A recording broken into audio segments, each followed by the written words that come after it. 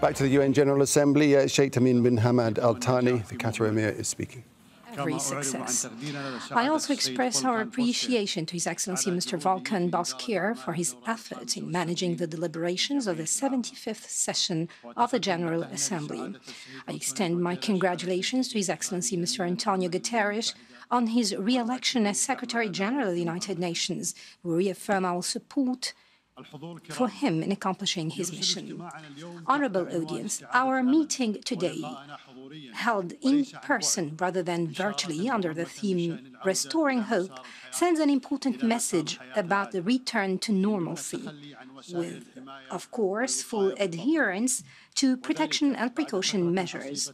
This comes after the world witnessed and is still witnessing difficult times due to the COVID-19 pandemic, which has left behind millions of victims and countless humanitarian and socio-economic crises. This difficult test, still facing humanity, has revealed the flaws and vulnerabilities of our collective security system, while inspiring us with many lessons. This includes the importance of balancing between the concern for people's health and maintaining the economic cycle to secure their livelihoods. It also includes the importance of integration between the indispensable role of the state played within its borders on the one hand, and its role in confronting cross-border issues and joint commitments to counter challenges, crises and disasters on the other hand.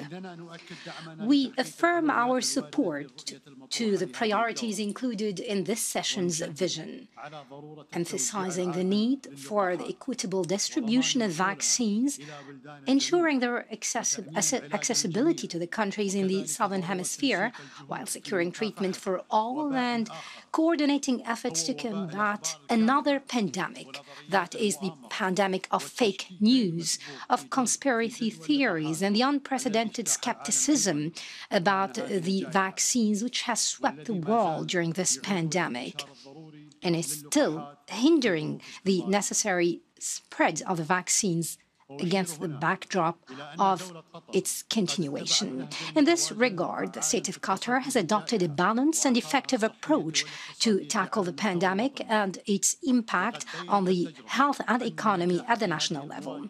Experience has proven that success in this fight depends both on the state's policies and capabilities, especially in the field of public health, citizens' sense of responsibility, and their level of awareness. Building on our partnership with the international community to counter global crises, the state of Qatar has spared no effort to provide support to relevant international institutions and countries affected by the pandemic. We have continued to provide medical supplies and to cater to other needs to counter the pandemic through the Global Alliance for Vaccines and Immunization, Gavi. We also provided support to the World Health Organization and the Humanitarian Initiative to provide vaccines for the most vulnerable groups and the countries in dire need. Honorable attendees, conflicts loom large in the United Nations agenda and place heavy burdens on its shoulders since its foundation. Unfortunately, the Middle East region is a source of many of these burdens. Hence, Qatar believes that contributing to the peaceful settlement of conflicts as one of its priorities, including suggesting concepts of collective security, as there can be no security, stability, development, or decent human life under conflicts. We have always endeavored for an environment of peace, stability, and cooperation in the region. For example, in the Gulf region, our immediate environment, we have repeatedly stressed the importance of the Gulf Cooperation Council and our commitment to settle any differences through constructive dialogue. The Al-Ula Declaration, issued by the leaders of the GCC countries last January, came as an embodiment of the principle of settling differences through dialogue based on common interests and mutual respect. We are confident in our ability to consolidate this consensus reached among brothers. On the other hand, we believe that rational dialogue underpinned on mutual respect is the only solution to the disagreements and differences with Iran. This is also applicable on the return to the nuclear agreement with Iran.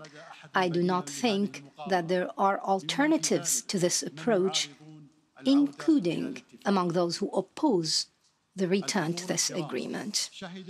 Honorable audience, this year has witnessed numerous Israeli violations in the occupied East Jerusalem and a recurrence of attacks on Islamic and Christian sanctities, especially the Al-Aqsa Mosque during the holy month of Ramadan, and the seizure of Palestinian homes in the context of the Judaization and settlement policies. This was followed by a dangerous military escalation in the Gaza Strip, which caused hundreds of casualties among unarmed civilians, aggravating the already dire humanitarian situation in the Strip. The international community bears responsibility to reach a comprehensive, just and peaceful settlement of the Palestinian cause by establishing a Palestinian state on the 1967 borders, with East Jerusalem as its capital alongside the State of Israel, putting an end to the occupation of Arab territories, in addition to reaching a just solution to the refugee issue. This is what the international community has agreed upon for decades, yet it has not been reflected on the ground, despite its risks if left unresolved. As a result of this continuous procrastination, there occasionally appear some who believe that we can marginalize the Palestinian cause on the international agenda or circumvent such a deeply rooted national cause by suggesting ideas such as improving the economic situation of the population under occupation instead of ending this occupation. Recently, the issue of evacuating the residents of the Sheikh Jarrah and Silwan neighborhood, the storming of Al-Aqsa Mosque by the settlers, and the Palestinian Arab and international angry popular response came to reaffirm the centrality of the Palestinian cause and that there is no way to circumventing it. Honorable attendees, the American decision to withdraw from Afghanistan following negotiations with the Taliban constituted an extremely critical turning point for this country. The responsibility lies first and foremost on the Afghan people with all its factions, and second on the international community to work systematically and persistently to achieve a comprehensive political settlement and pave the way for stability in this country that has long suffered from the ravages of war. As you know full well, Qatar has spared no effort to help in evacuating thousands of individuals and families from various nationalities during the past weeks. It was our humanitarian duty.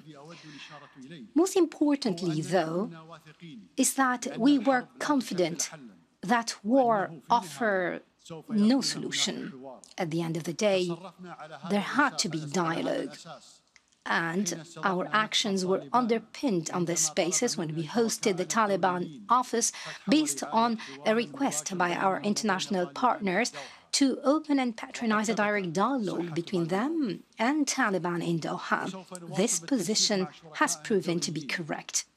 In coordination with our international partners, we will continue to do all what's necessary to ensure that the tangible gains achieved within the Doha path will be maintained. It's necessary that the parties abide by their commitments.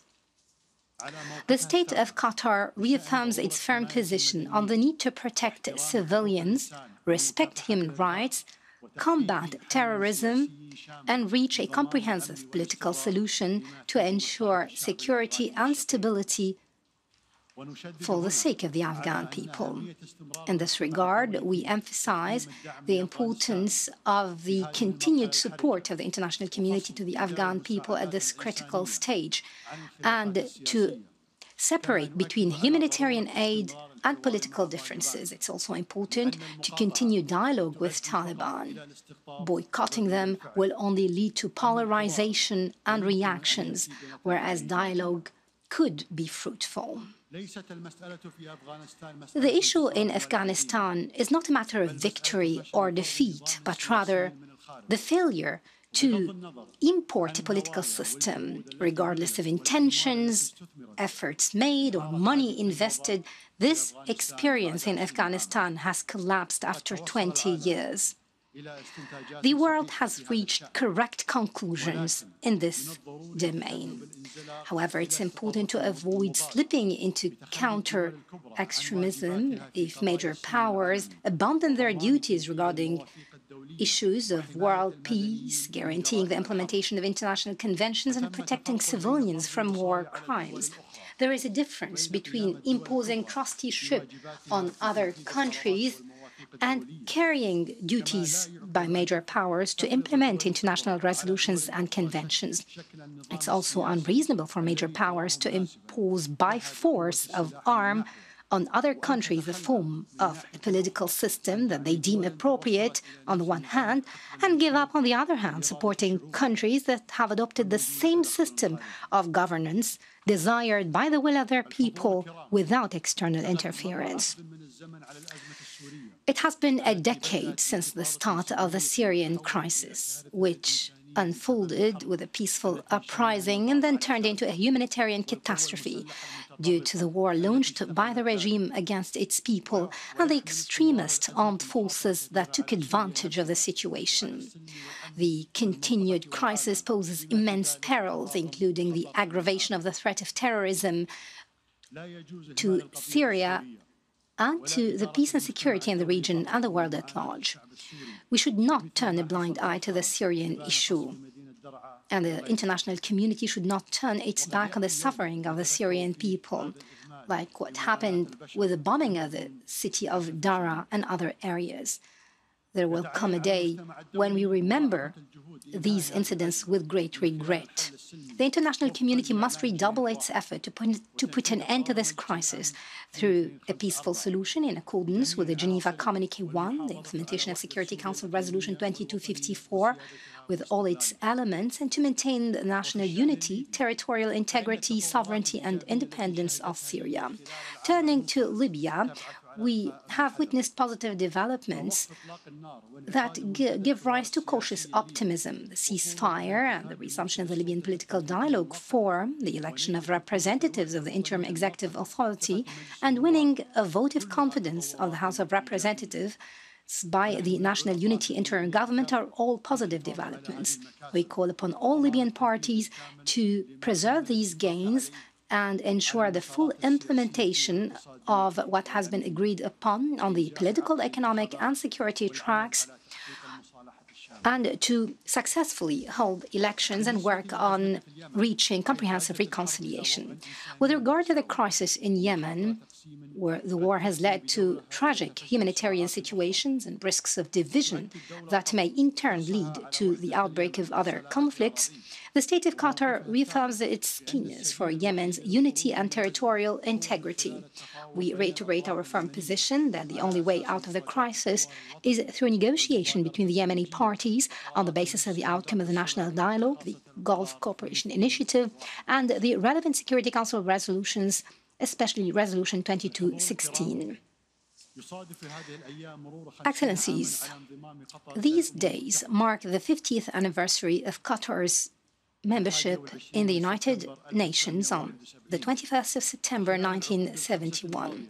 Over the past 5 decades, relations between Qatar and the international organization were characterized by close cooperation and exemplary partnerships in various fields. Qatar's bet on international institutions and multilateral cooperation was a strategic one. In this context, we affirm pursuing our contributions to support UN entities and fulfilling our commitments to the issues identified as priorities by the international community at this stage. We're pleased that Doha has become a hub for international multilateral action in our region, which is in dire need for the work and effort of the UN agencies and other international institutions. The offices hosted in Doha have started functioning. In this context, we look forward to inaugurating the United Nations House in Doha soon. Speaking of the United Nations and global issues facing humanity at large, highlighting the need for its role, I would like to refer to the participation of the State of Qatar in international effort to combat terrorism and address its root causes through supporting education, addressing poverty and unemployment among youth, as well as settling conflicts which all constitute a breeding ground for terrorism. I would also like to refer to the world's increasing dependence on information technology and modern communication in all aspects of life, from education, security, and economy.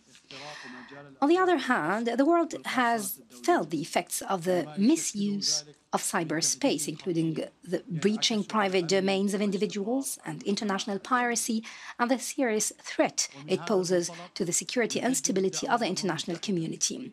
Thus, we reiterate our call to the United Nations to lead the process of unifying efforts to prevent the misuse of scientific progress in cybersecurity and regularize these vital aspects in line with the rules of international law.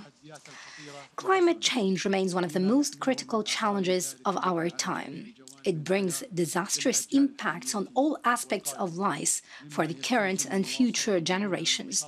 Thus, we must continue our joint efforts to counter those effects. We look forward to the upcoming United Nations COP26 to be held in Glasgow, in the United Kingdom, to be a turning point towards realizing the ambitions of the international community. In this regard, the State of Qatar has placed climate change at the forefront of its priorities, adopting the necessary measures to develop climate change-related technologies and clean energy.